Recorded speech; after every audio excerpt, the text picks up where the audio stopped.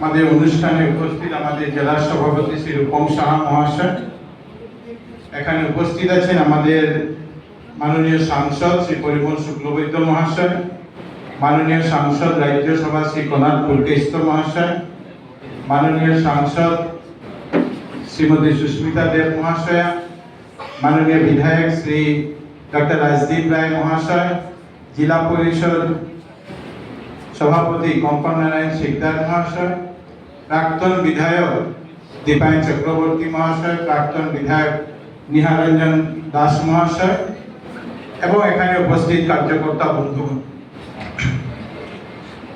আজকের দিনে আমরা এক বিশেষ অনুষ্ঠানে এখানে উপস্থিত হয়েছি। যে আমাদের শিলচরের যিনি এক সময় পৌরসভার সভানেত্রী ছিলেন, শিলচর বিধানসভার বিধায়িকা ছিলেন, সাংসদ হিসাবে শিলচরের প্রতিনিধিত্ব করেছিলেন, তিনি বিগত 2022 পশ্চিমবঙ্গ থেকে রাজ্যসভাতে সাংসদ নির্বাচিত হয়েছিলেন টিএমসিতে। উনি ভারতীয় জনতা পার্টিতে যুক্ত হয়েছেন এবং ভারতীয় জনতা পার্টিতে যুক্ত হয়ে পশ্চিমবঙ্গ থেকে সাংসদ হিসাবে, রাজ্যসভার সাংসদ হিসাবে নির্বাচিত হয়ে আমাদের এখানে ওনার যে গৃহ জেলা, ওনার যে সমষ্টি, সেই সমষ্টিতে এসেছেন। এজন্য প্রথমবার ভারতীয় জনতা পার্টি কার্যালয়ে আমরা সবাই উপস্থিত হয়ে অভিনন্দন জানানোর জন্য এবং আগামী দিনে সবাই যাতে একসঙ্গে মিলে ভারতীয় জনতা পার্টির জন্য, এই উপত্যকার জন্য, আসামের জন্য যাতে কাজ করতে পারি, সেটাই সবাই সেই সিদ্ধান্ত নিয়ে কাজ করার অনুপ্রেরণা নেওয়ার জন্য আজকের দিনে সুস্মিতা দেব মহাশয় ওনার বক্তব্য রেখেছেন এবং উনি বলেছেন যে ভারতীয় জনতা পার্টিতে আসার আগে ওনার সেরকম আশা ছিল না যে ভারতীয় জনতা পার্টি এভাবে ওনাকে আপন করে নেবে। আজকে প্রথম দিন আমি আজকের দিনে এখানে বসে দেখছিলাম, চয়নদা লিখেছেন যে সুস্মিতা দেব ভারতীয় জনতা পার্টি কার্যালয়ে যাবেন, মন ভারী করে, মনে বুকে ব্যথা নিয়ে বিজেপি কর্মীরা উপস্থিত হবে। আমি আজকের দিনে বলতেছি যে একজনও ভারতীয় জনতা পার্টি কার্যকর্তা বুকে ব্যথা নিয়ে নয়, বুককে বড় করে, বড় মন নিয়ে আমরা এখানে আমাদের এক পরিবারের সদস্য। কারণ ভারতীয় জনতা পার্টির সদস্য অন্তর্ভুক্ত করে না, ভারতীয় জনতা পার্টি নিজের পরিবারের সদস্য হিসাবে একজনকে আমরা স্বাগত জানাই। আর এই জন্যই ভারতীয় জনতা পার্টি আসামে, ভারতবর্ষ নয়, বিশ্বের সর্ববৃহৎ রাজনৈতিক দল হিসাবে নিজেকে প্রতিষ্ঠিত করতে পেরেছে। যদি আমরা হিসাব দেখি যে 2014 সাল থেকে 2026 সাল পর্যন্ত, আগের কথা আমি বলছি, এই 12 বছরে কয়েক হাজার ভারতীয় জনতা পার্টিতে বিভিন্ন রাজনৈতিক দল থেকে লোক এসেছে। আর ভারতীয় জনতা পার্টি সবাইকে আপন করে নিয়েছে। আমরা ভারতীয় জনতা পার্টির বিভিন্ন রাজ্যে মুখ্যমন্ত্রী বলুন, বিভিন্ন রাজ্যের সাংসদ, বিধায়ক, কেন্দ্রীয় মন্ত্রী, রাজ্যের মন্ত্রী অন্য দল থেকে যারা এসেছেন তাদেরকে আমরা দিই। এর মানে এটা নয় যে ভারতীয় জনতা পার্টি কার্যকর্তাদেরকে বঞ্চিত করে। এর মানে এটা নয় যে আমাদের মধ্যে যোগ্য নেতৃত্বের অভাব ছিল। মোদিজির যে স্বপ্ন ছিল যে কংগ্রেস মুক্ত ভারতবর্ষ করতে হবে, কংগ্রেস মুক্ত, এই যে কংগ্রেস বিচারধারা যেটা ছিল সেই বিচারধারা থেকে মানুষকে মুক্ত করতে হবে। আর সেই জন্য এই বিচারধারা, ভারতীয় জনতা পার্টির বিচারধারার সঙ্গে যারা যুক্ত হয়েছে, এদের এরকম প্রত্যেককে ভারতীয় জনতা পার্টি নিজের পরিবারে আপন করে নিয়ে তাদেরকে বিভিন্ন দায়িত্বে আমরা দিয়েছি। আর আপনারা দেখেছেন এই যে 12 বছরে যাদেরকে আমরা নিয়েছি, 12 বছরে যাদেরকে আমরা নিয়েছি, বিভিন্ন রাজ্যের মুখ্যমন্ত্রী থেকে শুরু করে বিভিন্ন দায়িত্ব দেওয়া হয়েছে। কোন জায়গায় ভারতীয় জনতা পার্টি কার্যকর্তারা কোন জায়গায় বিরোধিতা করেননি, সবাই আপন করে, সবাই ভারতীয় জনতা পার্টির টিম হিসাবে মোদিজির নেতৃত্বে আমরা কাজ করেছি। এবং ঠিক আগামী দিনেও সুস্মিতা দেবকে আমরা আমাদের সঙ্গে নিয়ে ভারতীয় জনতা পার্টির টিম বিজেপি হিসাবে আমরা ডক্টর হিমন্ত বিশ্ব শর্মা মহাশয়ের নেতৃত্বে যাতে এই উপত্যকায় উন্নয়নে কাজ করতে পারি, সেই আবেদন আপনাদের সবার কাছে আমরা রাখছি। সুস্মিতা দেব মহাশয় বলেছেন যে উনার উচিত ছিল, যদি ভালো হতো, উচিত নয় ভালো হতো, উনি যদি 21-এ কংগ্রেস থেকে সোজা বিজেপিতে চলে আসতেন। আজকে যিনি উনি এসেছেন বিজেপির পরিবারের সদস্য হিসাবে, আমরা সবাই এবং আমি উনাকে অনুরোধ করব যে যখনই যে ব্যাপারে প্রয়োজন পড়বে জেলা সভাপতির কাছ থেকে পরামর্শ নিয়ে, জেলা সভাপতির কাছ থেকে পরামর্শ করে যাতে ভারতীয় জনতা পার্টিকে আমরা আরো বেশি এগিয়ে নিতে পারি, বরাকের উন্নয়নে আমরা সবাই সাংসদ, বিধায়ক, মন্ত্রীরা সবাই একসঙ্গে কাজ করতে পারি, সেই চেষ্টা যাতে উনিও করেন।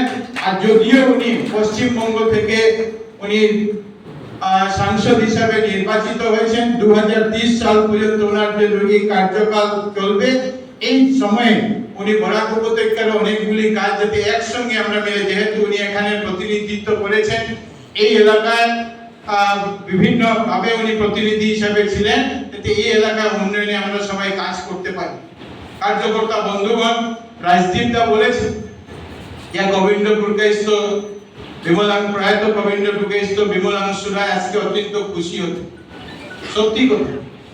আর আজকে দিন এটা বলতেছে যে যে পরিবাররা একসঙ্গে এক সময় নিজের লিগেসি নিয়ে কংগ্রেসের সঙ্গে কংগ্রেসের কাজ করেছেন, আজকে প্রায় সবাই পরিবারের নেক্সট জেনারেশনরা ভারতীয় জনতা পার্টিতে এসেছে। আর এই জন্য এসেছেন যে সবাই উপলব্ধি করতে পেরেছেন যে নরেন্দ্র মোদীজির নেতৃত্বে যে 2047-এ বিকশিত ভারত গড়ার যে স্বপ্ন, ডক্টর হিমন্ত বিশ্ব শর্মা মহাশয়ের নেতৃত্বে বিকশিত আসাম গড়ার যে স্বপ্ন, সেই স্বপ্নকে যাতে আমরা সফল করতে পারি, সাফল্যমণ্ডিত করতে পারি। এই জন্য প্রত্যেক কার্যকর্তাদেরকে আমার অনুরোধ থাকবে যে আমরা সবাই পরিবারের সদস্য হিসেবে আমরা এক নতুন সদস্যকে আমাদের পরিবারে, নতুন ব্যক্তিকে আমাদের পরিবারে অন্তর্ভুক্ত করলাম, সবাই মিলেমিশে যাতে আমরা দলের হয়ে কাজ করতে পারি, দলের যে আদর্শ আছে, দলের যে নিয়ম নীতি আছে, এই নিয়ম নীতি হিসাবে কাজ করতে পারি। আর আমাদের দলের মধ্যে বৈশিষ্ট্য আছে যে nation first, party next, self last, এই মনোভাব নিয়ে এত বছর থেকে ভারতীয় জনতা পার্টি কার্যকর্তারা কাজ করছেন এবং আগামী দিনেও সেই কাজ করবেন। আমি দুটা বিষয় এখানে উল্লেখ করতে চাইছি যে আগামী দুর্গাপূজার আগে আমরা পৌর নিগমের, শিলচর পৌর নিগমের প্রথম নির্বাচন আমরা অনুষ্ঠিত করব। এই জন্য গত কয়েকদিন আগেও আপনাদেরকে বলেছি, আজকেও আমি বলছি যে পৌর নিগমের নির্বাচন যাতে আমরা খুব ভালোভাবে করতে পারি, এই জন্য প্রত্যেকে নিজের নিজের এলাকায় নিজের দলকে আরো বেশি সক্রিয় করুন, এই অনুরোধ রাখছি। ভোটার লিস্ট গত পরশুদিন 15 তারিখে ড্রাফট ফাইনাল ভোটার লিস্ট ইতিমধ্যে বেরিয়েছে। 2,70,000 ভোটার এই ভোটার লিস্টে শিলচর পৌর নিগমে এবার নিজের ভোটাধিকার প্রয়োগ করবেন। নিজের ওয়ার্ডের যে ভোটার লিস্ট আছে সেগুলোকে একটু আপনারা দেখুন কি আছে, কিভাবে আছে, সেগুলো একটু আমরা দেখি, আর তারপরে নিজেকে যাতে নির্বাচনের জন্য আমরা তৈরি করি। প্রার্থী কে হবেন কে না সে নিয়ে অনেকে আলাপ আলোচনা করেন, সে বিষয় নিয়ে আলাপ আলোচনা করে কোনো লাভ নেই।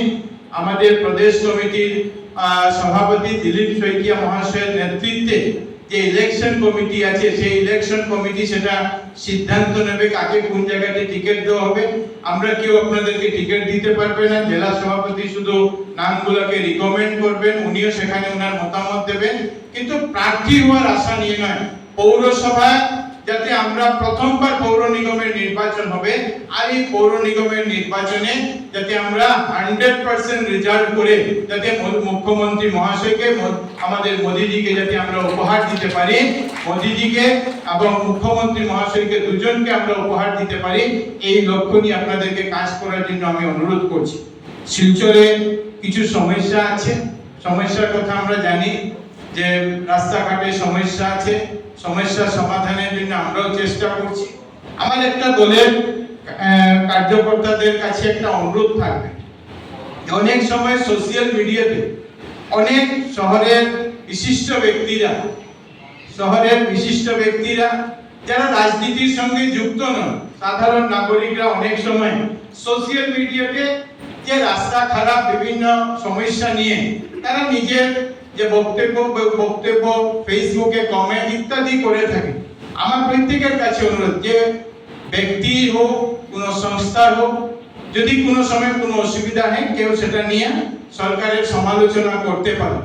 কোনো রাজনৈতিক দল যদি সমালোচনা করে তো সেই রাজনৈতিক দলের বিরুদ্ধে আপনারাও কথা বলুন। যদি কোনো রাজনৈতিক দল কথা বলে সেই রাজনৈতিক দলকে তাদের আয়না তাদেরকে দেখিয়ে দিন। কিন্তু যদি কোনো অরাজনৈতিক ব্যক্তি, অরাজনৈতিক সংগঠন যদি কোনো মন্তব্য এটা নিয়ে রাস্তা খারাপ আছে এমন করে, তাদের সঙ্গে যাতে ফেসবুকে আমরা তর্কাতর্কি না করি, তাদের সঙ্গে যাতে আমরা এরকম না বলি যে আগে কি ছিল এখন কিছু, তাদের সঙ্গে না, সাধারণ মানুষের সঙ্গে যাতে আমরা সোশ্যাল মিডিয়ার মাধ্যমে কোনো ঝগড়াঝাটিতে লিপ্ত না।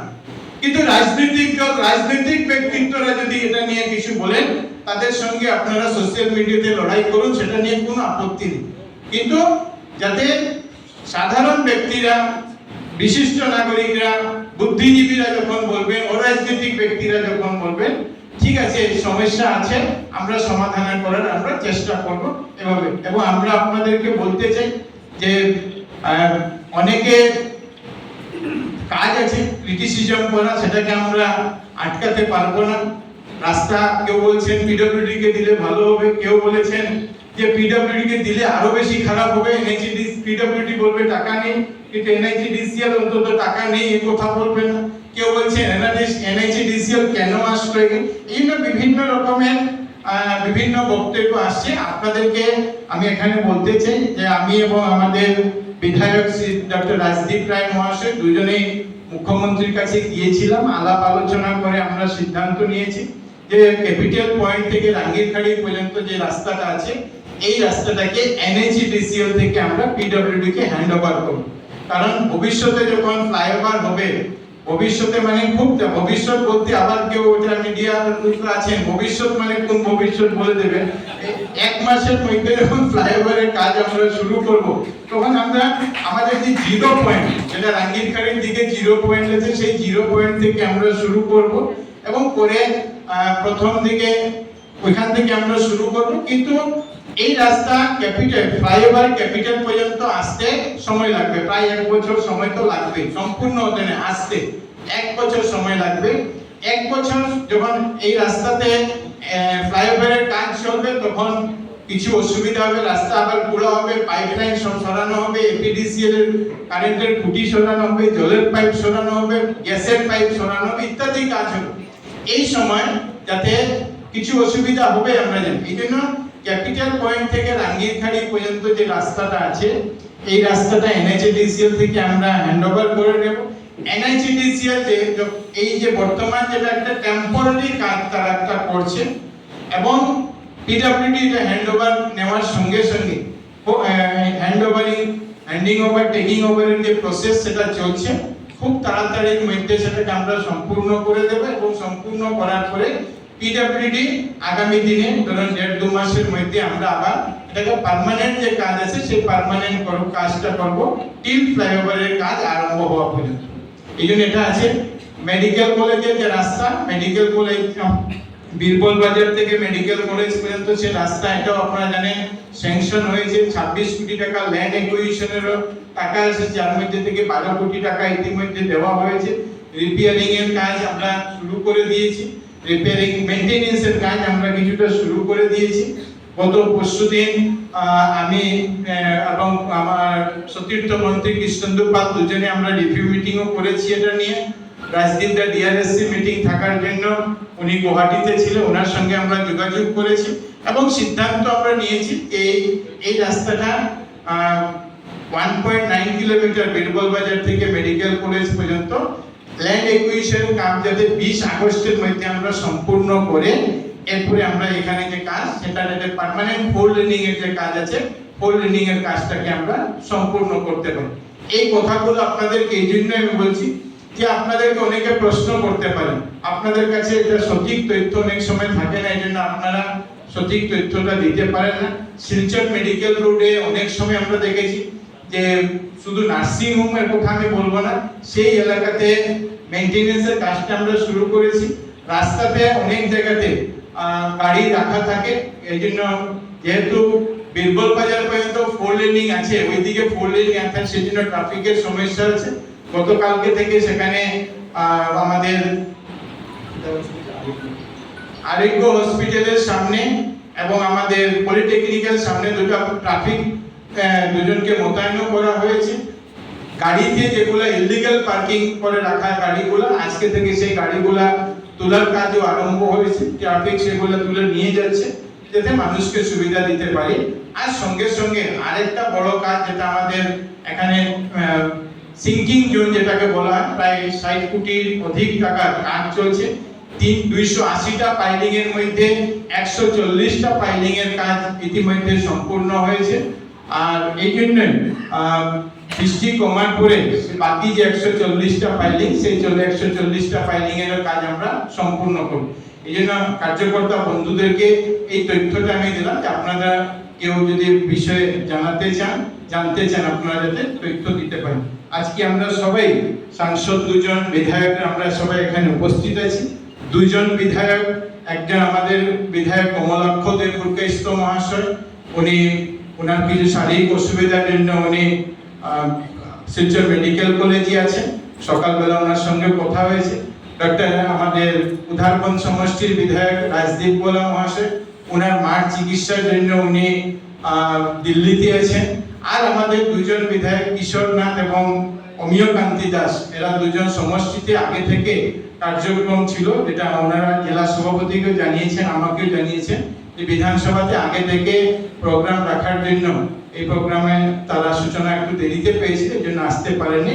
সবাই সম্মিলিতভাবে একসঙ্গে আমরা আজকে উপস্থিত হয়েছি আমাদের সাংসদ সুস্মিতা দেব মহাশয়কে স্বাগত জানানোর জন্য। আগামী দিনে সবাই একসঙ্গে কাজ করে ডক্টর হিমন্ত বিশ্ব শর্মার নেতৃত্বে এতে বিকশিত অসমের যে স্বপ্ন আর আমাদের মোদীজির নেতৃত্বে বিকশিত ভারতের যে স্বপ্নকে সফল করতে পারি, এই কথা বলে সবার প্রতি আমার শ্রদ্ধা নিবেদন করে আমার বক্তব্য শেষ করছি। ভারত মাতা কি জয়।